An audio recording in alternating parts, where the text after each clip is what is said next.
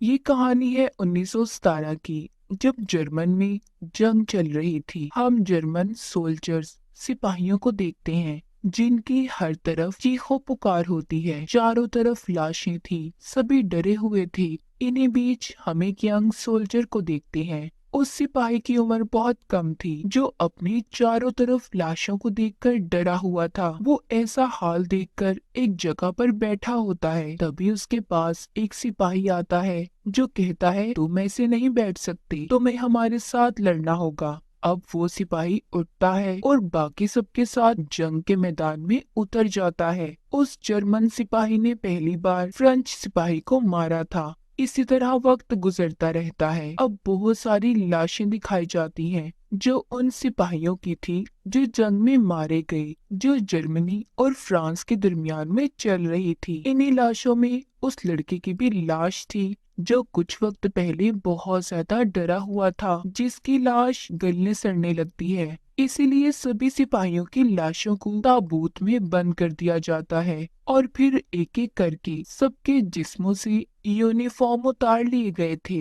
और उन यूनिफॉर्म कपड़ों को वापस शहर में भेज दिया जाता है ताकि कपड़े धुले और जो नए आने वाले सिपाही हैं उन्हें ये कपड़े दोबारा दे दिए जाएं। इसी बीच हम शहर को देखते हैं। पोल नाम का लड़का, जिसको एक जाबाज बहादुर सिपाही बनने का बहुत शौक था, जो जंग में जाना चाहता था, अब वो भी उस जगह पर आ जाता है जहाँ पर फौज सिपाहियों को लड़ने के लिए चुन रही थी। वो भी अपना फॉर्म फिल करके उन्हें दे देता है, मगर उसके फॉर्म पर उसके डैड के साइन नहीं थे, क्योंकि वो जानता था कि उसके डैड कभी भी उसे आर्मी फौज में जाने की इजाजत नहीं देंगे। इसीलिए वो बड़ी ही चालाकी से अपने डैड के साइन को कर देता है और अपने दोस्तों के साथ आर्मी में शामिल हो गया था। अब सभी चुने गए सिपाहियों को एक जगह पर जमा किया जाता है। जनरल आकर सबको बताते हैं कि एक सिपाही होना बहुत फख्र की बात है। सब इस बात को सुनकर और भी ज्यादा पुरजोश हो गए थे।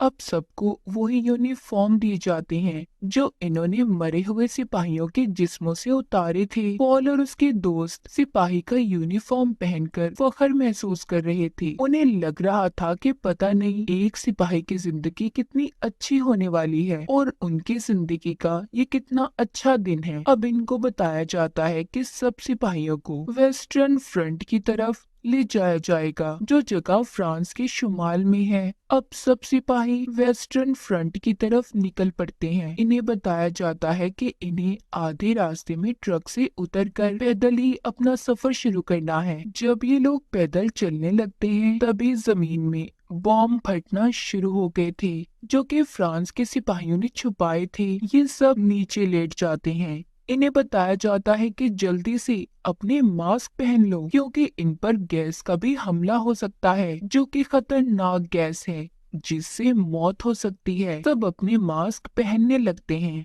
इसी दरमियान पॉल देखता है कि उसका साथी जिससे मास्क नहीं पहना जा रहा था, पॉल उसकी जब मास्क पहनने में मदद कर रहा था तो अपना मास्क पहनने में उसे देर हो जाती है। इसी बात पर उसका सीनियर उस पर चिल्लाता है और कहता है कि देखो, किसी दूसरे की मदद तब करना जब तुम पहले अपना मास्क पहन लो। इसके बाद ये सब आगे बढ़ते हैं। जब ये बेस पर पहुंचते हैं तो वहाँ का बहुत बुरा हाल था। बेस पानी से भरा हुआ था। सबको कहा जाता है कि यहाँ से इन्हें पानी निकालना है। अब ना तो इनके पास कोई बाल्टी थी और ना ही कोई और सामान, इसीलिए सब अपने हेलमेट उतारकर पानी निकालने लगते हैं। यहीं पर पोल की मुलाकात एक आदमी से होती है जो उसे यहाँ के हालात के बारे में बताता है। उधर उसका एक दोस्त जो यहाँ पर आकर ऐसे हालात देखकर बहुत ज्यादा परेशान हो गया था, वो पोल से कहता है कि मैं नहीं जानता था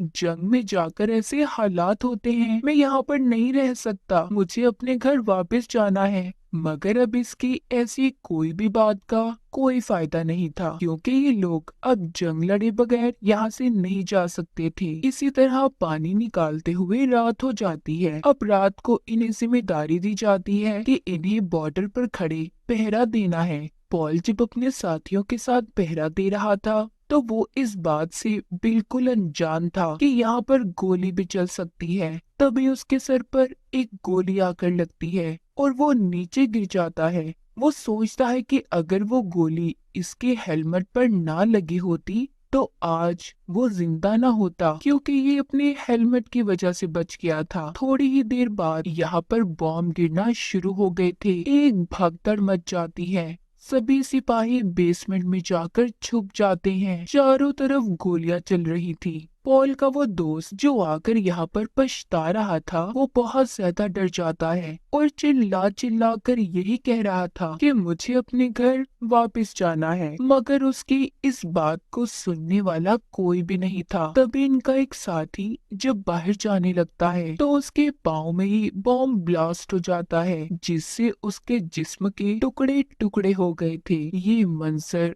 बहुत ही भयानक था, जिसे देखने के बाद सब लोग अब और भी ज्यादा डर गए थे। बॉम्ब भी फटने शुरू हो जाते हैं। इससे अब सबको ये लगने लगा था कि बेसमेंट गिरने वाला है, इसीलिए जितनी जल्दी हो सके इन्हें अपनी जान बचाकर यहाँ से निकलना होगा। सब लोग अब निकल जाते हैं पर पोल नहीं जाता। कुछ ही देर में बेसमेंट गिर जाती है। अब सबको ये लग रहा था कि पोल उस बेसमेंट में दबकर मर गया। जब सुबह को सिपाही आकर लकड़ियां हटाते हैं तो पोल अभी भी जिंदा था। फिर ये पॉल को बाहर निकालते हैं और एक जगह पर बिठा देते हैं। उसके सामने फिर से वही आदमी आता है जो इसको यहाँ पहली बार मिला था, जिसने इसे यहाँ के बारे में सारी जानकारी दी थी। वो जानता था कि पॉल भूखा होगा, इसीलिए वो उसे खाने के लिए एक रोटी का टुकड़ा देता है। अब यहाँ पर एक सिपाही आता है जो पॉल से कहता है कि तुम ऐसे फारिग नहीं बैठ सकते।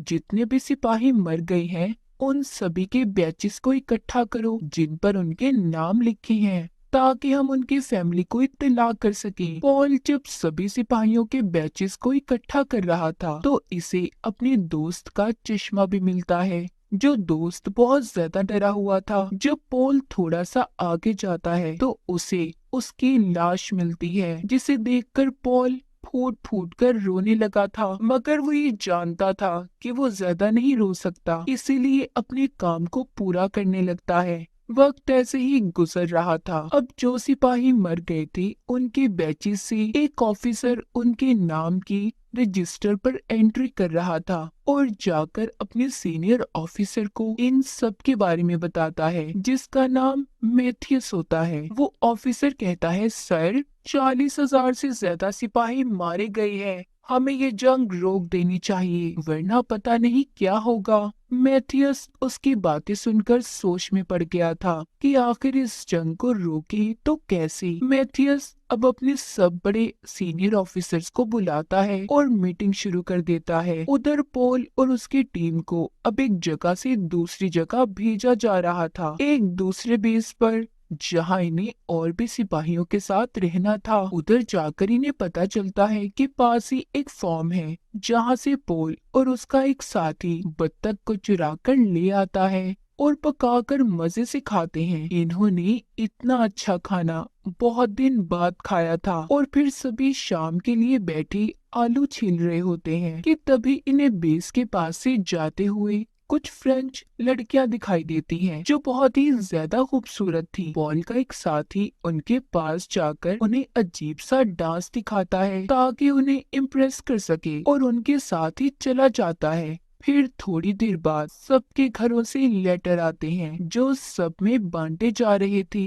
पॉल का साथी जिसको पढ़ना लिखना नहीं आता था वो पॉल के पास आता है और उसे अपना लेटर पढ़ने के लिए देता है, जिससे पॉल को पता चलता है कि उसकी एक वाइफ और बच्चा था, मगर बच्चा किसी बीमारी की वजह से मर गया। रात भी हो जाती है। रात को इनका वही साथी आ गया था जो लड़कियों के साथ गया हुआ था। वो आकर इन्हें सारी कहानी सुनाता है और साथ ही उन लड़कियों का एक रुमाल दिखाता है जो वो अपने साथ ले आया था। सुबह को इनको इत्तला मिलती है कि 60 और सिपाही आने वाले हैं, मगर वो अभी तक इनकी बेस पर नहीं पहुंचे थे। सबको अब फिक्र होने लगी थी, इसलिए पॉल सभी सिपाहियों को लेकर उन्हें ढूंढने निकल पड़ता है कि आखिर वो लोग गए तो गए कहाँ पर।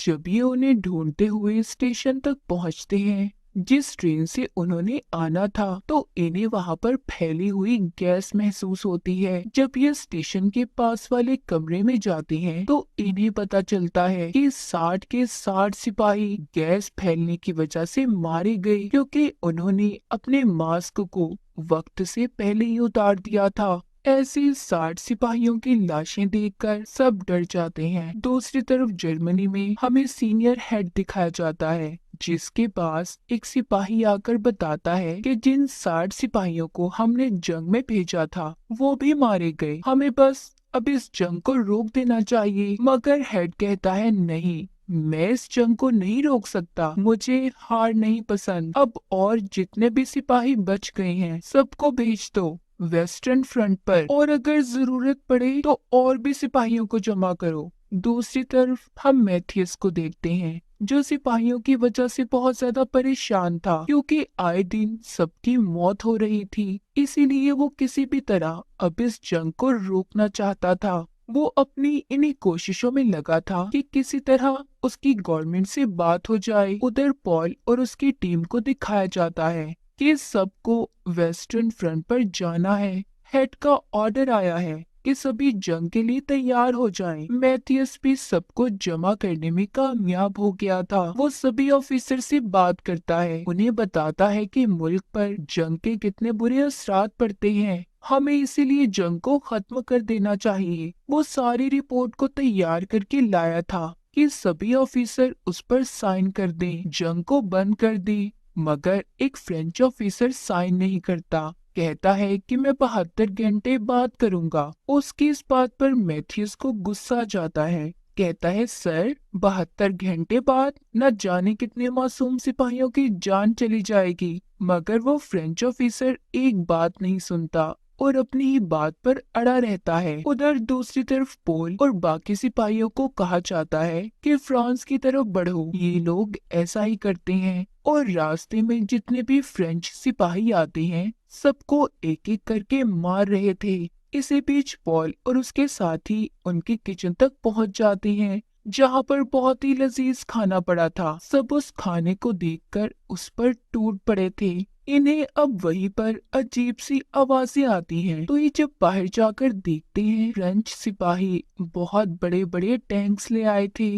जब उन पर ये गोलियां चलाते हैं, तो इन्हें पता चलता है कि इनकी गोलियों का उन पर कोई असर नहीं होगा, क्योंकि वो टैंक्स बहुत ज्यादा मजबूत थे। वो अब आहिस्ता आहिस्ता इनकी तरफ बढ़ रहे थे और एक एक करके जर्मन सिपाहियों को मार रहे होते हैं कि तभी अब जर्मन सिपाही भी उन टैंक्स में बॉम्ब डाल देते हैं, जिससे के टैंक भी ब्लास्ट हो गए थे। मगर फ्रेंच सिपाहियों के पास अब फायर गन्स थी, जिससे वो अब आग छोड़कर जर्मन सिपाहियों को मार रहे थे। इसी बीच पोल का दोस्त भी उनके कब्जे में आ जाता है। वो बहुत माफी मांगता है, उसने अपने आप को उनके हवाले भी कर दिया था। मगर फ्रेंच सिपाही उसे जिंदा ही जलाकर मार देते हैं। पॉल ये सब देखकर टूट गया था। उधर मैथ्यूस को फ्रांस की तरफ से तैयार की गई एक रिपोर्ट मिलती है, जिसमें उन्होंने बताया था कि कुछ जर्मन ऑफिसर्स भी हैं जो नहीं चाहते कि जंग को खत्म किया जाए। मैथियस अब इस बारे में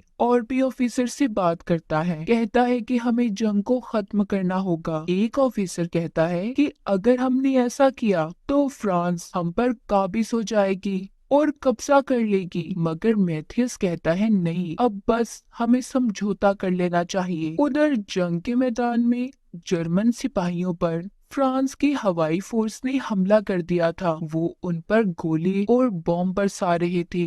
तभी पॉल बॉम्ब के फटने की वजह से पानी में गिर जाता है और खुद को ऐसे दिखाता है जैसे वो मर गया। इसीलिए कोई उस पर हमला नहीं करता। अब जब वो उठने ही लगता है, तो उसे एक फ्रेंच सिपाही देख लेता है। उस पर बॉम्ब बरसाने लगता है कि तभी वो खुद ही फिसलकर नीचे गिर गया था। पॉल अब उस सिपाही को पकड़ लेता है और उसे अपने चाकू से कई बार मारता है, मगर वो नहीं मरता। इसीलिए पॉल अब उसके मुंह में मिट्टी डाल देता है, ताकि सांस रुकने की वजह से वो मर जाए। बाद में उसे ख्याल आता है कि वो ये क्या कर रहा है। अब वो उस सिपाही की जान बचाने की कोशिश करता है, तभी पॉल को उस सिपाही की जेब से उसकी बीवी और बेटी की तस्वीर मिलती है। थोड़ी ही देर बाद वो सिपाही भी मर गया था। पॉल उससे कहता है कि मैं तुम्हारे घर जरूर जाऊंगा और जाकर तुम्हारी बीवी को बताऊंगा कि तुम बहुत बहादुर सिपाही थे। अब जिसके बाद पॉल अपने बेस पे वापस आ जाता है जहाँ पर सब खुश थे और जीतने की खुशी मना रहे थे। पॉल एक साथी के पास जाता है जो जख्मी था। वो उसे वही रुमाल देता है जो इनको फ्रेंच लड़कियों के पास से मिला था। वो पॉल को बताता है कि हमारा एक और साथी मारा गया। अब पॉल अपने दूसरे साथी के पास जाता है जिसे देखकर वो बहुत खुश था। ये अपना खाना लेकर अपने जख्मी साथी के पास आ गए थे। वो जख्मी साथी जिसने चोरी छुपे इनसे कांटा फोक चुरा लिया था और अपनी गर्दन में मारने लगता है क्योंकि वो जानता था कि वो जिंदा नहीं बचेगा, इसलिए उसने खुद को ही मार लिया था और थोड़ी ही देर बाद दम तोड़ देता है। पॉल का दूसरा साथी उसे बताता है कि मैंने सुना है जंग खत्म होने वाली है। पॉल कहता है अच्छा, पर मुझे तो ऐसा नहीं लगता। उधर मैथियस को दिखाया जाता है जिसने सभी जर्मन ऑफिसर से जंग खत्म करने की इजाजत ले ली थी, मगर फ्रांस उन पेपर्स पर साइन नहीं करते और कहते हैं कि जंग अभी 6 घंटे तक और चलेगी। इसी तरह सुबह हो जाती है। हम पॉल को देखते हैं जो अपने साथी के साथ फॉर्म पर जाता है ताकि ये वहाँ से एक बार फिर कुछ चुरा कर अच्छा सा खा सके। पॉल उस फॉर्म के अंदर जाता है जबकि उसका साथी इसका बाहर खड़ा पहरा दे रहा था, मगर उन्हें किसान के बेटे ने देख लिया था जो पॉल के साथी को गोली मार देता है जो उसके पेट में लगी थी। पॉल अपने साथी की वजह से परेशान था और कहता है लाओ मैं तुम्हारी गोली निकाल देता हूँ। उसका साथी कहता है नहीं, तुम मुझे बस एक सिगरेट दे दो और मुझे बेस पर ले जाओ, वहीं पर मेरा इलाज हो जाएगा। पॉल भी ऐसा ही करता है। जब ये अपने साथी को लेकर जा रहा था तो रास्ते में ये सिपाहियों से भरी गाड़ी देखता है जो बहुत खुश थे क्योंकि जंग अब खत्म हो चुकी थी। पॉल उनसे मदद मांगता है मगर कोई भी इसकी मदद नहीं करता। जब ये अपने साथी को लेकर बेस पर पहुंचता है तो इसे डॉक्टर बताते हैं तुम्हारा साथी मर चुका है। पॉल कहता है ऐसा कैसे हो सकता है, एक गोली सिर्फ उसके पेट में लगी थी, उसकी मौत कैसे हो सकती है। डॉक्टर कहते हैं क्योंकि तुमने आने में देर कर दी। गोली उसके लीवर को छूकर गुजरी जिस वजह से जिस्म में जहर फैल गया। पॉल ये सुनकर बहुत दुखी हो जाता है। इस जंग ने उसके सभी साथियों को उससे छीन लिया था। उसका आखिरी साथी भी मारा जाता है। इसके बाद इन्हें ऑर्डर दिया जाता है कि सबको हेड के पास पहुंचना होगा जिसने अभी भी हार नहीं मानी थी। वो सभी सिपाहियों से कहता है कि हमारे पास अब भी कुछ वक्त बाकी है, हमें फ्रांस पर हमला करना है और उन्हें किसी भी तरह मारना है। मगर ये बात आधे सिपाही नहीं मानते क्योंकि अब उन्हें कोई भी जंग नहीं लड़नी थी, मगर फिर भी मजबूरन उन्हें मानना ही पड़ता है और ये फ्रांस के बेस तक पहुंचकर 11 बजने का इंतजार करते हैं। मगर उससे पहले ही फ्रेंच सिपाहियों ने जर्मन सोल्जर्स पर हमला कर दिया था। पॉल देखता है एक फ्रेंच सिपाही जर्मन सिपाही को मार रहा है जो कि एक मासूम बच्चा था जो अभी अभी आर्मी में भर्ती हुआ था। पॉल उसे बचाता है और फ्रेंच सिपाही से लड़ता हुआ बेसमेंट में आ जाता है। तभी पॉल को पीछे से एक फ्रेंच सिपाही ने आकर चाकू मार दिया था। तभी ये ऐलान भी होता है कि जंग खत्म हो गई है। पॉल जो कि जख्मी था वो आहिस्ता आहिस्ता आगे बढ़ता है ताकि जंग के बाद का नजारा देख सके। वो बाहर आ गया था और बाहर आकर गिर जाता है। वो लड़का जिसकी जान पॉल ने बचाई थी उसको एक ऑफिसर आकर कहता है कि सभी मरे हुए सिपाहियों के बैचेस को इकट्ठा करो। तभी उस लड़के की मुलाकात फिर से पॉल से होती है जो अब मर चुका था। उसके हाथ में वही रुमाल था जो उसे उसके जख्मी साथी ने दिया था। वो लड़का पॉल के हाथ से रुमाल लेकर अपने गले में डाल लेता है ताकि वो सारी जिंदगी पॉल को याद रख सके उसने उसकी जान बचाई थी। तो ये थी कहानी पॉल की जिस बेचारे को ये लगा कि सिपाही बनने के बाद उसकी जिंदगी खुशहाल हो जाएगी, मगर वो ये नहीं जानता था कि उसे किन मुश्किलात का सामना करना पड़ेगा।